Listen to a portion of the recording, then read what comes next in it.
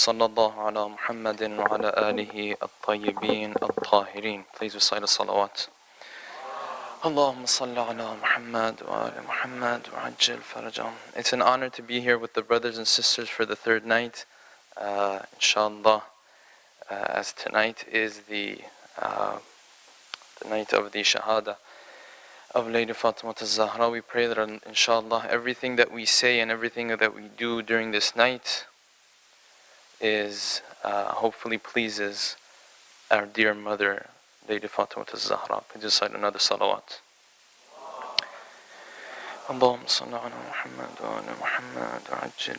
So inshallah tonight what we're going to do is I'm just going to touch on some of the points, the lessons we can learn from the character of Lady Fatima Al Zahra. Just a little bit of history, a little bit of the background of her life. The brother mentioned, I don't understand Danish, but he was saying Fatima Al Zahra, Imam Ali, so I'm guessing he was talking about Lady Fatima Al Zahra and Imam Ali. But inshallah, we'll be talking a little bit about the character of Lady Fatima Al Zahra, and then inshallah afterwards we'll continue with the topic that we were discussing last night. So we're going to touch on just 3 or 4 of these traditions that we have about Lady Fatima Al Zahra. Now we have many traditions, but some of these traditions, they really stand out. Some of these traditions are different from the other traditions that you have. Okay? One of the traditions that's mentioned about the way the Prophet treated Lady Fatima Al Zahra, how the Prophet was around Lady Fatima Al Zahra is this. It's just a 3 or 4 word phrase. But if you really picture it correctly, and you have a correct understanding of this hadith, then you understand what's going on between the Prophet and his daughter. The tradition says that whenever the Prophet was sitting somewhere, whenever he was sitting somewhere, and there was a gathering, imagine this is a gathering, the Prophet, when Lady Fatima Al Zahra would come in, kana yaqumu ilayha. What does kana yaqumu ilayha mean? Kana yaqum means he used to get up. This is his habits. Now it's simple, right? You say, oh, if my father comes in, I'm going to get up, right? It's not something special. No, it is something special because this is the Prophet. Imagine I'm speaking here. I'm a speaker. Just one speaker. How many people do we have here tonight? We have, let's say 100, for example. Imagine I'm speaking and I'm speaking hard in the middle of the speech and then someone comes in. And then I get up for that person. What does that mean? That means that person is very important. Kana yaqumu ilayha. Then add this. And this is a difference between someone who usually sometimes you have someone who may not know Arabic very well, and then someone who knows Arabic very well, they'll pick up this point as well. The tradition does not say wa kana yaqumu laha. Kana yaqumu laha means he used to get up for her. What does that mean? Like I mentioned, I'm speaking, someone comes in, I get up for him. I get up for her. No, the tradition says kana yaqumu ilayha. What does yaqumu ilayha mean? It means that he used to get up and move towards her. This is the status of Lady Fatima Al Zahra. Now imagine, I'm just one speaker. Imagine you go to a majlis, right? A marja is sitting there. Imagine you go to a majlis, 3 or 4 maraji are sitting there. What are the numbers that you see? There might be thousands of people sitting there. Rasulullah had many gatherings like that. If Lady Fatima Al Zahra was to enter that majlis, not only would the Prophet get up, kana yaqumu ilayha, he would move towards her, greet her, welcome her. We have no one throughout the history of Islam has ever been described like that. No one. None of the Sahaba have such a status in the eyes of the Prophets, that he used to get up and move towards that person. Yes, we have traditions where someone enters, the Prophet may get up and respect. Yes, we have that. He may get up and say, Ahlan wa sahlan, salamun alaikum, come in, welcome. Yes, we have that. But kana yaqumu ilayha, he used to get up and move towards her. No one has that status except for Lady Fatima Al Zahra. Please recite a salawat.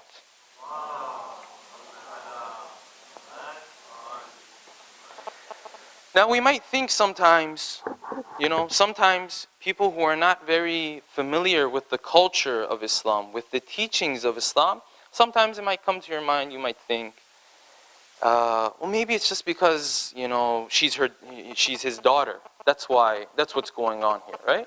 Any father really, really loves their daughter. There's no doubt about that. If you ever doubt that, that means you're not a father. Okay, if you ever have a doubt about that, sometimes youth, we have doubts about that. Just wait till you become a parent yourself, then you'll understand, inshallah. Sometimes what comes to our mind is, oh, well, it's his daughter. That's why there's so much respect. That's why there's so much love, there's so much feelings there.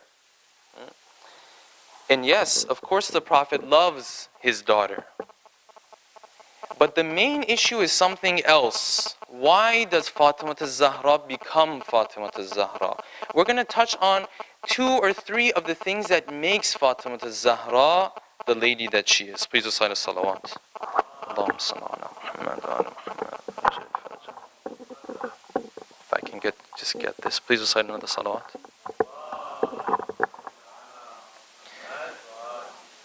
Let me start from here. We have heard throughout the history of Islam, especially the first years that the Prophet was explaining his message to the people, to the Arabs, there were many trials, tribulations, difficulties that they went through. We know this. One of the most difficult was Sheikh Abi Talib, the valley of Abi Talib, right? Abu Talib owned this valley. It was a valley amongst the mountains. He owned this place. When the non-Muslims, the disbelievers, they pushed the Muslims out of the city, the Muslims went to where? They went to the valley of Abu Talib, Sheikh Abi Talib. Okay. Now, we read this in the books of history and we move on. I mean, it's okay, yeah, they went there, it was very difficult, and then, no. Let's understand this, and let's understand the role of Fatima Al Zahra in this situation. Okay? The Muslims are pushed out to Sheikh Abi Talib. The days are hot, the nights are cold, right? In Denmark, the nights are cold, the days you can tolerate, right? Over there, it doesn't work like that. Over there, the nights you can't tolerate, the days you can't tolerate either. It's both of them. They're in that situation. They are sanctioned. They cannot buy food. Second issue. Third issue, Islam has just started as a religion. The Prophet has gathered these people around him, and from the very first moment, it's difficulty after difficulty after difficulty. What happens? The Prophet has to lead these people. He has to answer to these people, right? Because these are people that gathered around the Prophets. He has to answer to them. Some of them are not that strong. Some of them come and say, Muhammad, you told us to come here. Look at what's happening to us. All of this pressure is on the Prophet. Some of the traditions say that when the Muslims were in Sheikh Abi Talib, they would take one date and they would share that one date amongst themselves. That's how it worked with dates, let alone the water. Okay, now you picture something like that, a situation like that, and this is, Islam is just taking baby steps, right? The first steps of Islam. Nothing is for sure yet. No one has promised that the Prophet is even going to live. No one's promised anything.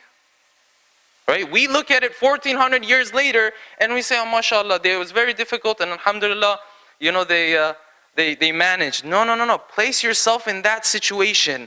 Nothing is promised. And you have just been kicked out of your own city, the place where you live. Okay. In a situation like this, it is the Prophet with all of these things that we mentioned, then something else happens. Then the Prophet loses his wife, Khadija, salamullahi alayha. Oh, now it becomes even more difficult. loses the elder one in their family, becomes more difficult. This is where Fatima Al Zahra comes into the picture. This is Fatima Al Zahra. In this situation, Fatima Al Zahra is able to support her father to the point that the Prophet gives her the laqab of what? Abiha. Abiha was not given to Lady Fatima Al Zahra when she was 16, 17. No, that was later. Abiha was given to Lady Fatima Al Zahra in Sheikh Abi Talib. How old was she at that time? There is a difference of opinion, but roughly 6, 7, 8 years old. It's something that's even difficult for us to understand. Is that how does that even work? Of course it's difficult for us to understand because we don't understand the status of Lady Fatima Al Zahra. It's fine if someone hears that and says, 7 years old, Abiha, 8 years old, Abiha, that's fine because that is Fatima Al Zahra. That's why the tradition says Fatima Al Zahra is like Laylatul Qadr. You will never understand who Lady Fatima Al Zahra is. Please recite the salawat.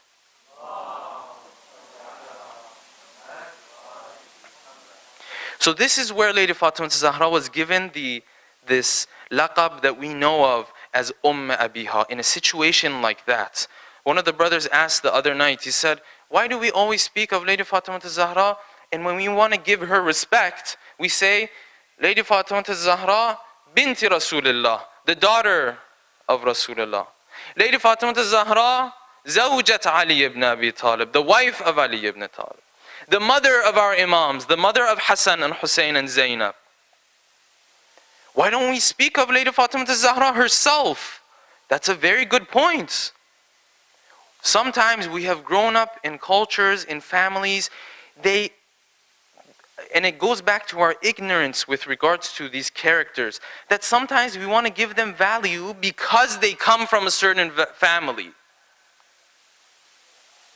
Yes, you respect them because they come from that family, right? The same way if you see a Sayyid, right? You respect that Sayyid. Huh? If I see Agha Danyal, I respect Agha Danyal. He's a Sayyid, okay?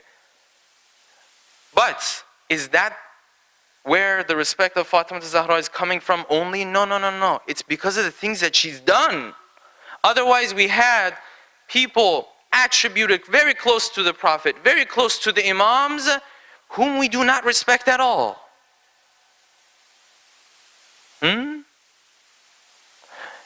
Surah Tahrim, for example, speaks of some of the wives of the Prophet. This is an understood fact. Some of the wives of the Prophet, they did things that Allah subhanahu wa ta'ala felt the need to intervene. Allah subhanahu wa ta'ala has to intervene. And He says, listen, if you don't stop what you're doing, فَإِنَّ اللَّهَ مَوْلَاهُ. Allah subhanahu wa ta'ala is His Mawla. Allah subhanahu wa ta'ala will come to His support. So the love and the respect that we have for Fatima Al Zahra, it doesn't come just because she's the daughter of the Prophet. Well, the wife of the Prophet is also close to the Prophet. How come the respect isn't always there? No, it's because when things get difficult, Fatima Al Zahra is there. That's why we respect Lady Fatima Al Zahra. This is one of the most important points about Lady Fatima Al Zahra. Let's move on through the life of Lady Fatima Al Zahra. After the Prophet passes away, and it's, I guess most people may not know this, but from the time that the Lady Fatima Al Zahra passes away until her own Shahadat, right? It's, according to some, it's 75 days, according to some it's 95 days. Imagine that your father is the #1 person in this country. That's how Rasulullah was, right? Not at the beginning of the spreading of the message, right? But afterwards, once Islam gained power and more power and more power, then Rasulullah was ruling a nation. Now imagine this father passes away. In 3 months, 3 months, things change. Now his own daughter is being oppressed. His own daughter, his son-in-law is being oppressed. That's the situation of Lady Fatima Al Zahra. What does Lady Fatima Al Zahra do in this situation? This is what makes her Sayyidat Nisa al-Alameen. She looks at this situation, says, my father has passed away. I know who is supposed to be the successor of my father. I know who is worthy of this status. I know who should be sitting on the minbar of Rasulullah. The people, they don't really care about this. It's easy for Lady Fatima Al Zahra to say, I'm not going to butt heads with them. Let them do whatever they want to do. She's Sayyidat Nisa al-Alameen because in a situation like this, she plays a role that no man can ever play. No one can play this role. Not even Ali ibn Abi Talib can play this role. Why? Because Fatimatu bad'atun minni. Fatima is part of the prophets. If she says something, if she does something, no one can say, no, don't listen to Fatima. Yes, Ali ibn Abi Talib, very great status, very high status, right?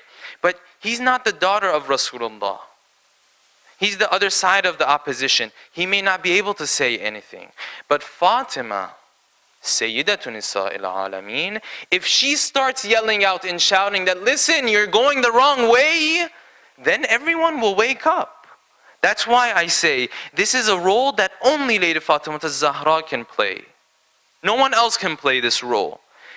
In a situation like this, instead of keeping calm and silent and saying, if they want to do whatever they want to do, that's fine. No. Lady Fatima Al Zahra starts to speak out against what's happening. The khutbahs of Lady Fatima Al Zahra are well known.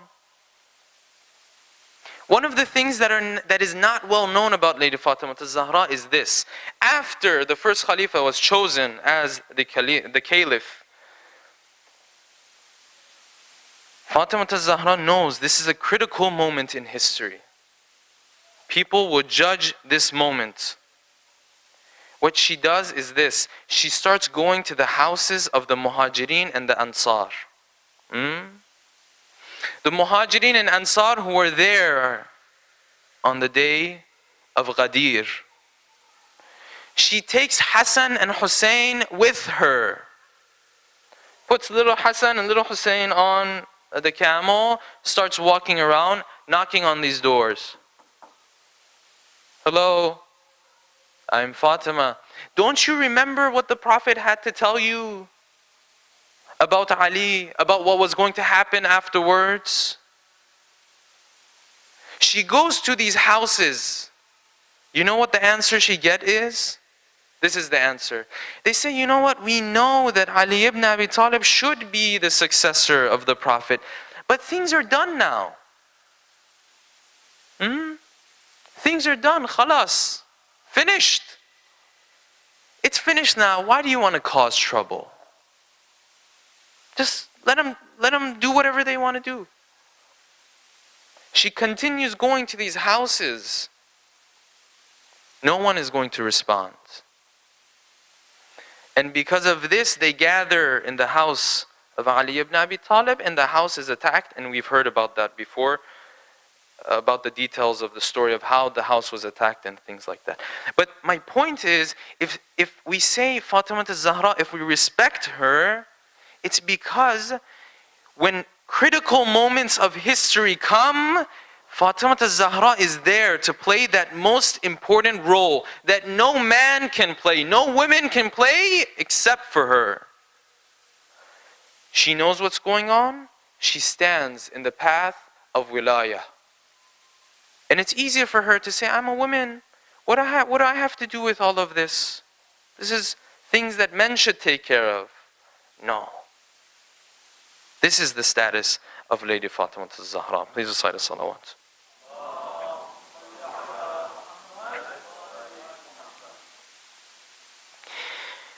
Another thing that we can learn from this stance of Lady Fatima Al Zahra is this, and I'm going to elaborate on it just a little bit, emphasize on it just a little bit, and then we're going to move on.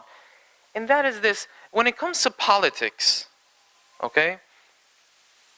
When it comes to politics, you find amongst us as Muslims, you find extremes sometimes. You find two extremes.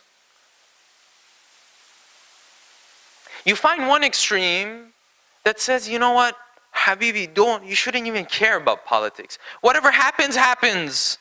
The society that I live in, whatever happens, happens. Do you know what's going on? Do you know the news? Do you know how the world is changing? Habibi, don't worry about this stuff.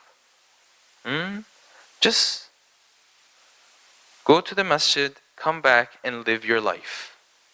You don't need to get involved in this. That's one extreme. Then you have the other side, which is also an extreme. Too involved in politics. Too involved in politics. We usually have the other extreme more. We have this less amongst, at least amongst Shias, we have this one less. What I want to emphasize here is this, that as Muslim youth, we need to know what's going on in the world. We have to understand this. Okay, let me give you a small example, okay? This ignorance that we have about what's happening in the world, about the news, about the society that we live in, this can really hurt us sometimes, right? Like, for example, right now, we have the Islamic Republic of Iran. Okay, there was a revolution 35, 37 years ago, and there was a Muslim government that came into power there. Okay. For us as youth, when we open our eyes, right when we're born into a world where we see things the way they are. Allah is the Islamic Republic of Iran, and alhamdulillah, Iraq, Saddam is not there anymore. We're born into a world where we think it's always been like this.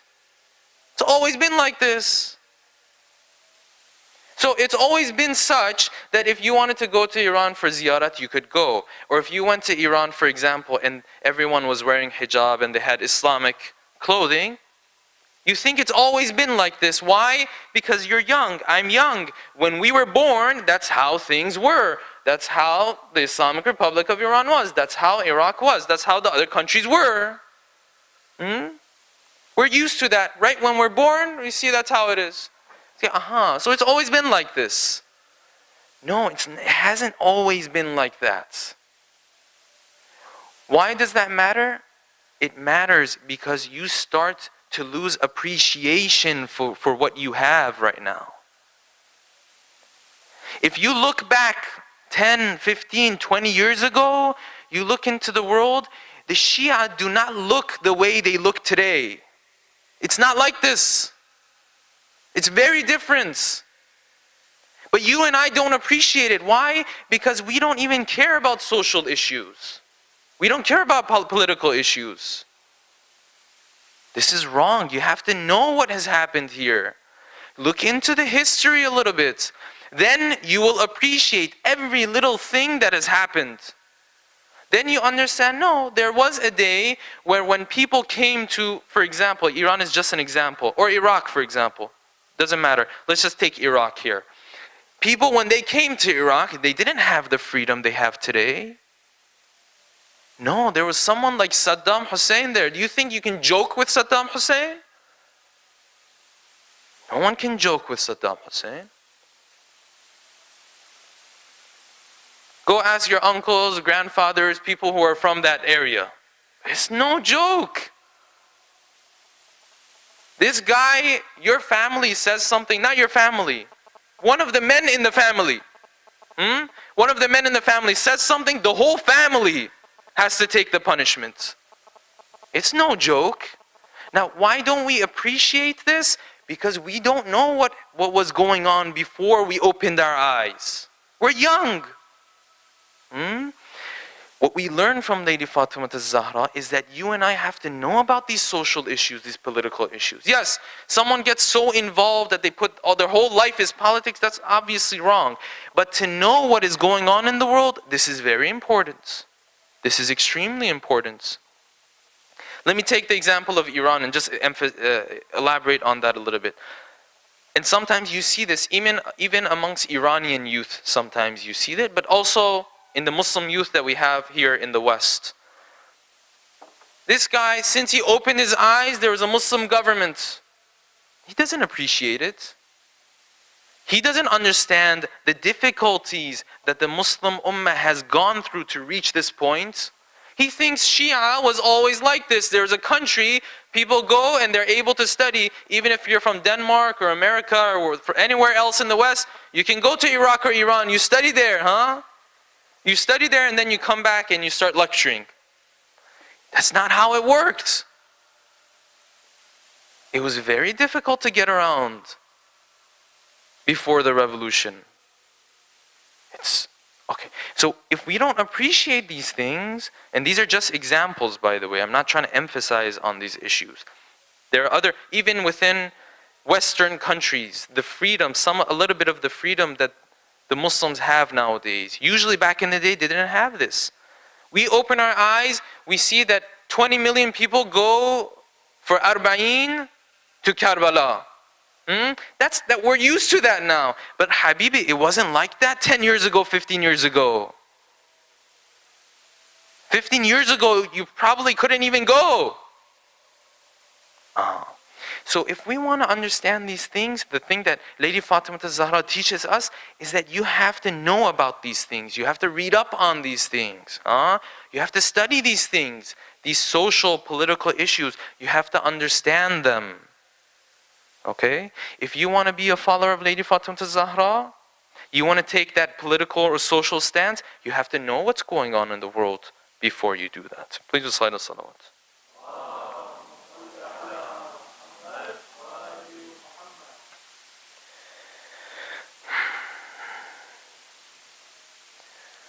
Okay, so I just want to point out some of those things with regards to Lady Fatima Al Zahra. Now I just want to move on to inshallah, we're going to go through a short story and we'll end, inshallah. I don't want to go on for too long. So last night we were talking about this concept of taqwa. Okay, we said that as long as us as human beings were mixing good deeds and bad deeds together, it's not going to work. We're going to stay at the same level of iman as we are today. So if you ask us 60 years later, at what level are you? You say, I'm a good person, but every now and then, I make mistakes. Okay. Sometimes when we mention this, we say, Allah, stop doing haram. What people think to themselves is this, but Maulana, I don't do anything that's haram. I'm a good person. And that's correct. Generally speaking, you're a good person. But sometimes you have different types of haram. There's one type of haram, it's very obvious. It's shouting. It's I'm haram. That's one type of haram. And then you have another type of haram that's not shouting so much, it's hidden. You can't really see it. You have to pay a lot of attention to figure it out. You know it's haram, you're just not paying attention. We have two types of haram. Let me give you an example for the first one, right? The first one is when you walk down the supermarkets that you have here, right? The supermarket you guys have is like Frexto or something like that. I think it's something like that. Judging by the laugh, I'm pretty sure I mispronounced that. Oh, you're walking down that supermarket. I don't know, in the US we have Walmart. I don't know about you guys. You're walking down, right? It has different aisles, different sections. Does it cross your mind, oh, let me go pick up that wine that's sitting there? If it does, then you're really messed up. It doesn't cross your mind. Hopefully not. You know, that's wine. We don't do wine. Khalas. It's over. There are some sins that are obvious like that, right? You're walking down the street, there are like 20 bikes. You guys are really big on bikes here. There's 20 bikes here. Do you guys think of, let me go grab one of those bikes and take it home today? You don't think about that. It's obvious. It's shouting, I'm haram. You're not going to go there. So you have these types of haram. And then you have another type of haram, where it's hidden. Now, there are different types of this type of haram, the different actions that are of this type, they're hidden. But I want to talk about some of the ones that have to do with the tongue. Right? Let me start out with this tradition. It's a very nice tradition. The tradition says that every morning when you wake up, all the organs in your body, they start speaking to each other. It's a hadith. They start speaking to each other. Right? So, they start talking to each other and greeting each other. Right? And they greet, and the tongue, it greets the organs. It says, how are you? كيف أصبحتم? You know what they say to the tongue? They say, يقولون بخير إن تركتنا. We're good if you just leave us alone. You know, sometimes you have those friends. You're just like, oh, I'm fine if you just leave me alone. Everyone tells a tongue, oh, I'm fine if you just leave me alone. Right? إِنَّمَا نُعَاقَبُ بِكَ. We are only punished or rewarded because of you. What does that mean? It means if you take care of yourself, we're fine too. If you mess up, خلاص, we have difficulties. بِخَيْرٍ إِن تَرَكْتَنَا. This is the role of the tongue. Okay. Let's explain one of these sins that can come from the tongue. Inshallah, we're going to go through a story from the Quran that illustrates this. And when you look at the tone of the verses of the Quran, these are very, very harsh tone of the Quran. This haram is su'ud dhan, or better said, accusing someone of doing something. The story that we want to go through is a story known as Qissatul Ifk. Qissatul Ifk. Ifk means accusation. This is a story that happened during the time of the prophets. The prophet, on his way to one of the battles, he took his family, his wife with him. And after the battle was over, they were coming back to the city of Medina. So, the caravan, back in the day, obviously, they stopped in different stations. If you want to go, let's say from Mecca to Medina or wherever, to Medina, you have like 5, 6 different stations. They stop, they eat, sometimes they sleep the night and things like that, right? So, this caravan is moving, they stop somewhere. They stop somewhere. This wife of the Prophet, and we don't know who or which of the wives of the Prophet this is. Some say it's Aisha, some say it's Maria. There's a difference of opinion as to which of the wives this is, the woman in this story. But this wife of the Prophet, she leaves to take care of something. She leaves to take care of something. Once she comes back, the caravan has left. Because back in the day, the women would sit in this, I don't know what they call it in English. This is like a box type of thing. They put it on the camel as a means of respect to the woman, right? And they would get the camel up and they would start moving, and the box has curtains around it, so sometimes you can't really see inside what's going on. So these guys, they thought that the wife of the Prophet is in there. They left. The caravan left and reached the city of Medina. The caravans back then, they had 3 main parts. You had a part that was moving ahead of the caravan usually. This was the part that would warn the caravan. If something bad was going to happen to the caravan, bad weather, whatever it is, they move ahead. They're in front of the caravan. And then you had the main body of the caravan, and then you had someone following the caravan. What was that guy's role? His role was to make sure that no one is left behind from the caravan.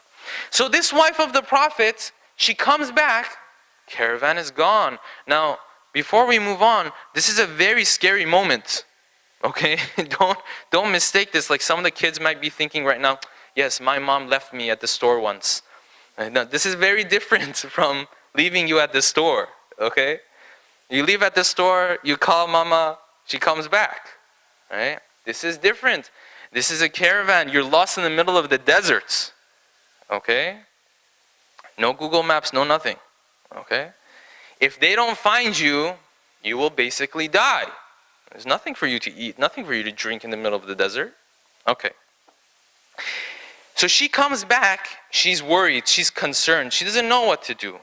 She says, you know what, I'll just stay here because, you know, if they find out that I'm not with them, they're going to come back looking for me here. So she stays there. She says, as I was standing there and I waited, then I heard the voice of a man. He's doing istirja. He's walking towards me. He's remembering Allah subhanahu wa ta'ala and he's walking towards me. And I find out that this is that person who makes sure no one is left behind. From what I remember, his name was Safwan. So Safwan comes and he sees the wife of the Prophet and he starts to lead her towards the city of Medina. The tradition says that I got up on what he was riding. I'm not sure if it was a horse or a camel, but whatever he was riding, I got up on that and he walked. He walked in front of me while I was behind him. So he walks in front and they reach the city of Medina. Once they reach the city of Medina, what has happened? The munafiqeen have spread rumors that yes, this wife of the Prophet and this man, they were alone. Something happened between them. Qissatul ifk. Someone is accused. They come in. When they enter the city, this wife herself, she says that there were so many rumors surrounding us that I started to cry. For a number of days I was crying. That's how difficult the situation was. Okay. In a situation like this, where a group of people have spread this message, they've started this rumor, and the rest of the Muslims have helped to spread the rumor. This is where 10 or 15 verses of the Quran are revealed from Surah An-Nur. Surah An-Nur discusses this story of Qissatul Ifk. Now, before I move on, if any of you guys have phones, and you all do have phones, if you could just pull out your phone to Surah An-Nur so we can go through the verses together. It's one thing to just tell a story, but it's very important that while you're going through the story, you see the verses of the Quran. This is important and it's emphasized in our traditions as well. So, Surah An-Nur, verse 11.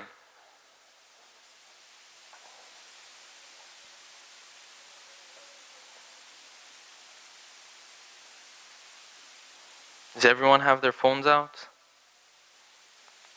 Believe me, it's worth it. Bring your phones out. Go to Surah An-Nur, verse 11. Okay. So the beginning of Surah An-Nur is about the judgment that has to happen between two people who have been accused and things like that. Then Allah subhanahu wa ta'ala starts with this. إِنَّ الَّذِينَ جَاءُوا بِالْإِفْكِ عُصْبَةٌ مِّنْكُمْ. Surely, those of you who جَاءُوا بِالْإِفْكِ, who brought this message, they started this rumor, they started this message that, you know, these two were together and something happened between them. إِنَّ الَّذِينَ جَاءُوا بِالْإِفْكِ عُصْبَةٌ مِّنْكُمْ. It's a group of you who has done this. Allah subhanahu wa ta'ala is telling you from the very beginning that this whole issue, it was only started by a small group of people. Okay. لا تحسبوه شرا لكم بل هو خير لكم. Don't be upset that this has happened. You will learn something from this. This is khair for you. You will learn from it. لكل امرئ منهم ما اكتسب من الإثم. Amongst this group who started this rumor, whichever one of them every one of them, has their own share of the sin. Some of them played a very important role, they will have a bigger punishment. Some of them played a smaller role, they will have smaller punishment. وَالَّذِي تَوَلَّى كِبَرَهُ مِنْهُمْ لَهُ عَذَابٌ عَظِيمٌ. But the one who played the most important role, لَهُ عَذَابٌ عَظِيمٌ. Now up until here, Allah subhanahu wa ta'ala is only saying this. He's saying, listen, I know the group who started this was only a group of you. It wasn't all of you. Not all of the Muslims decided for this to happen. No, a small group amongst you, عُصْبَةٌ مِّنْكُمْ. A small group amongst you decided to start this. Allah subhanahu wa ta'ala is telling you and me, oh, I don't care who started it. I know only a small group started this. That's not the issue. The issue is when a small group starts it, how are you supposed to react? What are you going to do about it? Are you going to help spread it? Or are you going to stop it? You see, every society that we live in, even in this community that you're in, it's always like this. There is always people who are troublemakers. There's no doubt about that. They're troublemakers. That's not the issue. You will never come across a society or a community or a group of people where they don't have a troublemaker in them. They always have a troublemaker in them. That's not the issue. The issue is, how does the general body of Muslims react to the troublemaker? Do they go with what he's saying? Do they just flow with his flow? Or do they have a different plan? So you know how sometimes like you have brothers and sisters, right? Or brothers. In our family we had 3 brothers, right? So usually you have fights amongst the brothers, right? When you have fights amongst the brothers, then the parent comes, the mother or father comes. What does the child say first? The first thing that the child says, he started it. And then the other one says, no, he started it. Allah subhanahu wa ta'ala is saying, oh, I don't care who started it. I know who started it. It was a group of people. That's not what I'm worried about. I'm worried about how you're going to react to it. So let's continue with the verses. This is verse 12 that we're going through. لَوْلَا إِذْ سَمِعْتُمُوهُ ظَنَّ الْمُؤْمِنُونَ وَالْمُؤْمِنَاتُ بِأَنفُسِهِمْ خَيْرًا. How come when you heard this message, when you heard this rumor, you didn't think better of yourself? وَقَالُوا هَذَا إِفْكٌ مُبِينٌ. How come when you heard this, you didn't say, no, this is an accusation? This is what Allah subhanahu wa ta'ala is worried about. لَوْلَا جَاءُوا عَلَيْهِ بِأَرْبَعَةِ شُهَدَاء. How come they didn't bring forth 4 witnesses? You know that for an act like that, you need 4 witnesses. You need 4 witnesses that are adil to see something like that happen, which you'll never find 4 adil witnesses that will ever see something like that happen. Okay? But that's the condition. If you're making this claim, then you have to provide the proof for it. You can't just throw an accusation and walk away. You are serious? You say, this has happened, I want to make sure it doesn't happen anymore. Okay, where's your proof? If you have your proof, Bismillah. If you don't have your proof, you can't just throw something and leave. لَوْلَا جَاءُوا عَلَيْهِ بِأَرْبَعَةِ شُهَدَاء فَإِذْ لَمْ يَأْتُوا بِالشُّهَدَاء. And if they don't bring their witnesses, فَأُولَٰئِكَ عِنْدَ اللَّهِ هُمُ الْكَاذِبُونَ. Then you are the ones who are the liars. The ones that started the message, spread the message. If you have proof, khalas, bring the proof. If you don't have proof, you're a liar in the eye of Allah subhanahu wa ta'ala. وَلَوْلَا فَضْلُ اللَّهِ عَلَيْكُمْ وَرَحْمَتُهُ فِي الدُّنْيَا وَالْآخِرَةِ لَمَسَّكُمْ فِيمَا أَفَضْتُمْ فِيهِ عَذَابٌ عَظِيمٌ. If it wasn't for the mercy of Allah subhanahu wa ta'ala, you would have been punished for something like this. Then Allah subhanahu wa ta'ala explains, and I just want your attention here, right? We mentioned this the first night. If you weren't listening up until now, that's fine. I just want you to listen to this one point. This is very important here. Because the Quran explains exactly how a rumor spreads. This is very important. Is everyone paying attention? Please recite a salawat.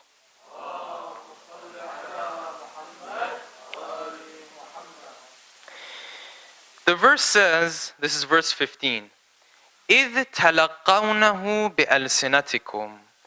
When you receive this message through your tongues, وَتَقُولُونَ بِأَفْوَاهِكُمْ, and you start to speak this rumor and this message, وَتَقُولُونَ بِأَفْوَاهِكُمْ مَا لَيْسَ لَكُمْ بِهِ عِلْمٍ. Things that you don't know, you just start talking about them. That's all it takes, brothers and sisters, for you to hear something and talk about it. Let me give you an example. Sometimes I hear, Brother Muhammad has done this or that act. I don't even know who Muhammad is. I don't even know who Muhammad is. But when I'm sitting around with the other brothers and sisters, I say, you know, there's this Muhammad, apparently he did this. Oh, you just spread the message. You don't even know him. Of course, sometimes you don't even know him. Sometimes you don't even have a bad intention. You don't even mean to hurt that person sometimes.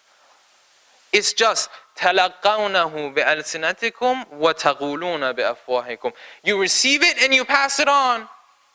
That's all it takes to spread a message, to spread a rumor against someone.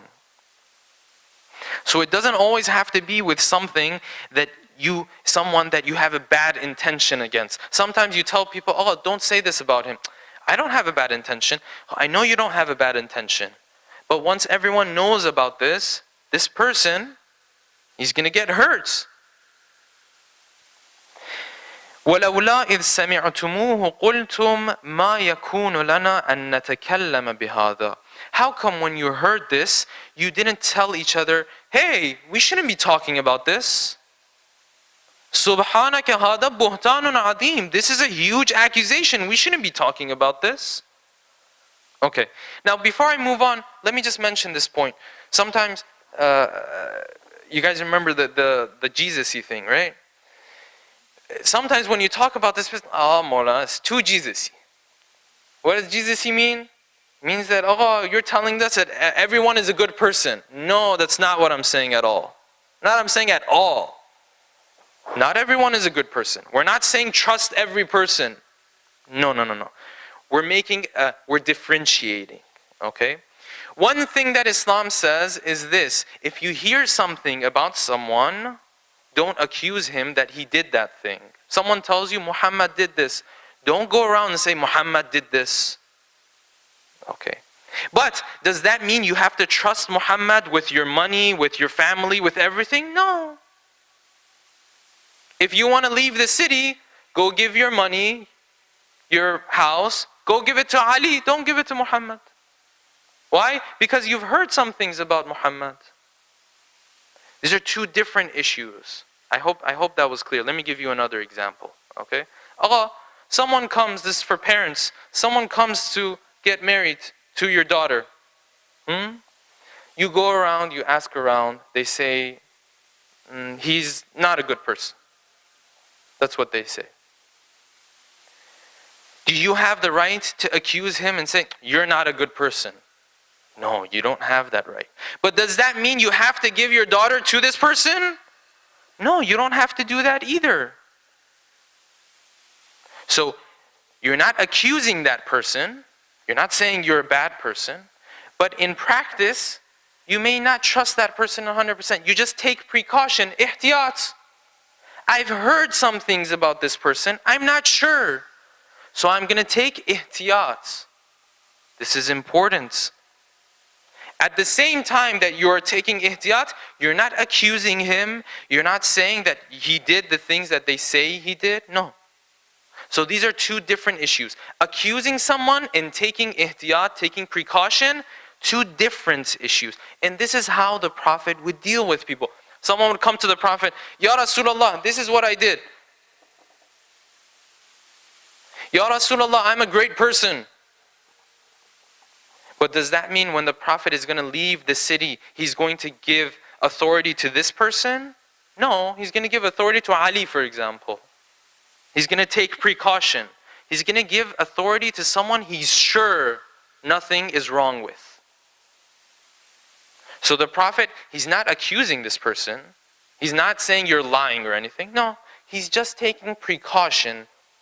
One more example and we're going to move on. I just want to make sure that this is clear. Please recite a salawat.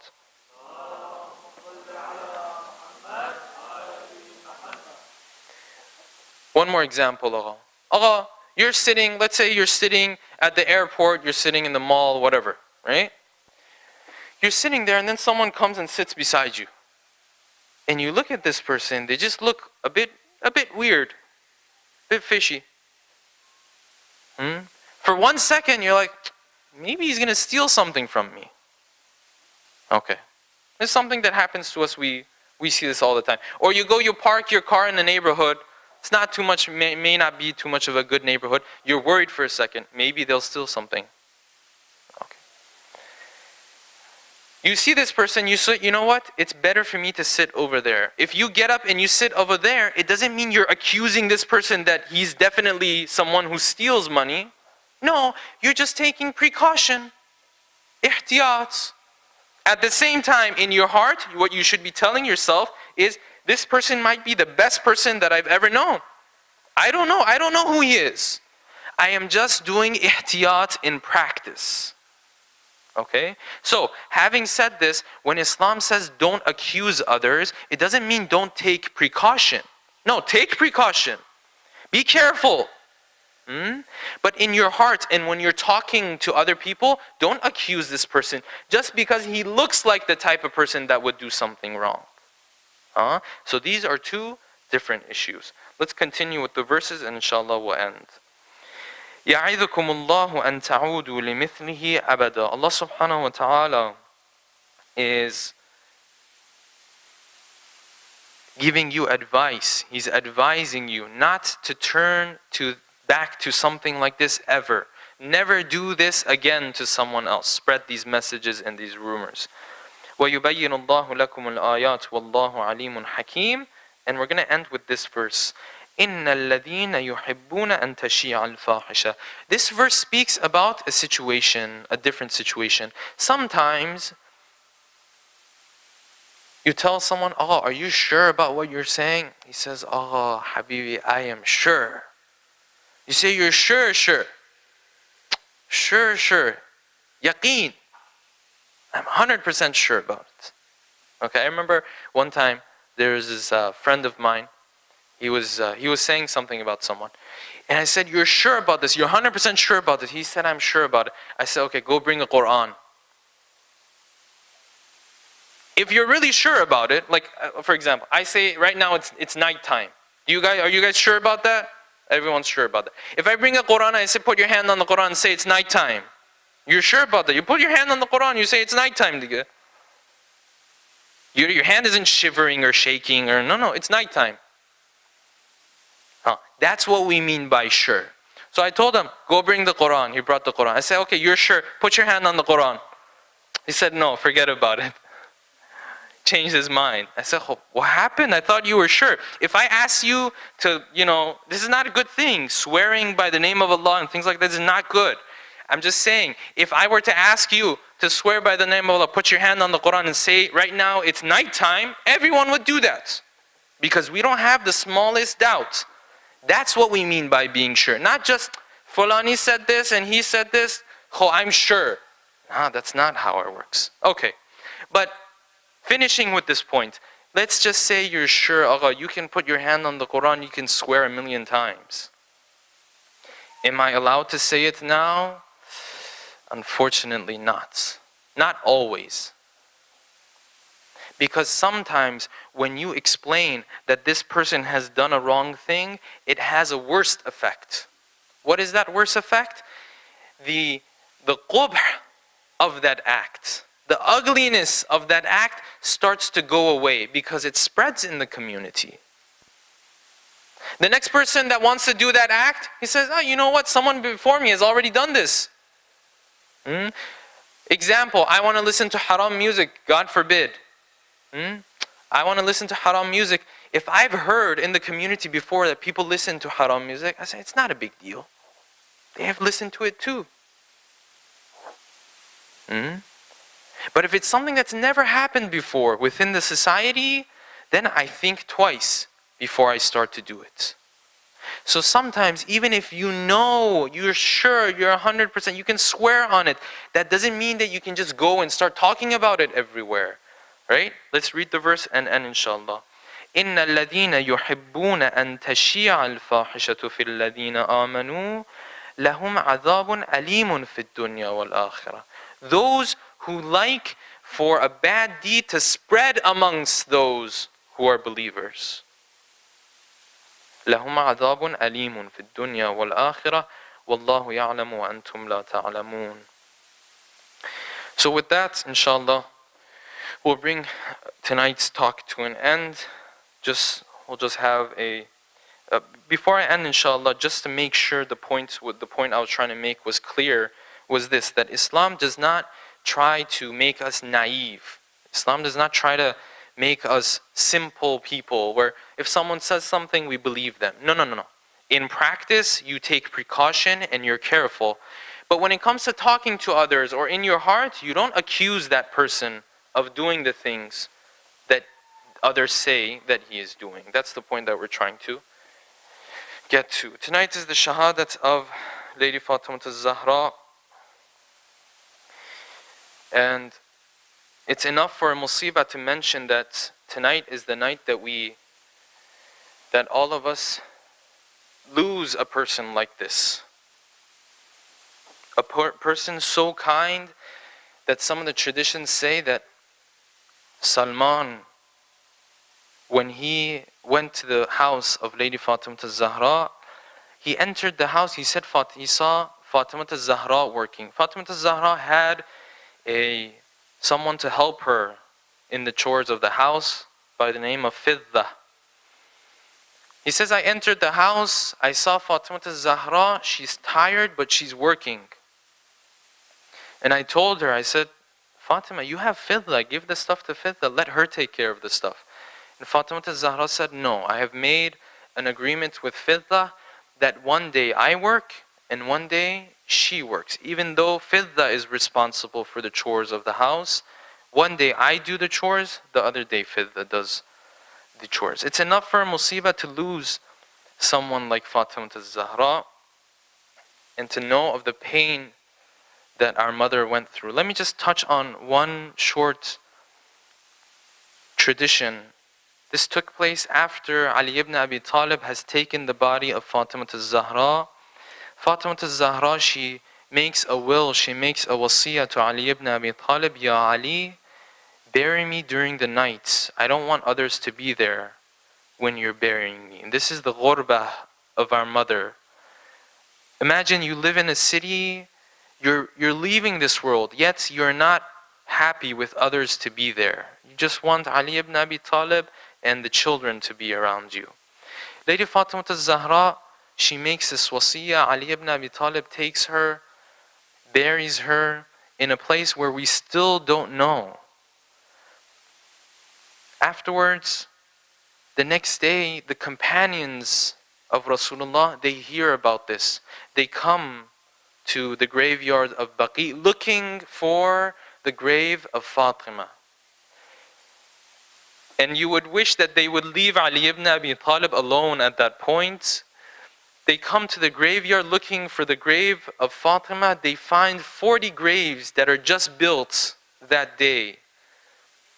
They point out, they say, bring the women, dig up these graves, let's find out which one of this is Fatima Al Zahra. This is the loneliness of Fatima Al Zahra.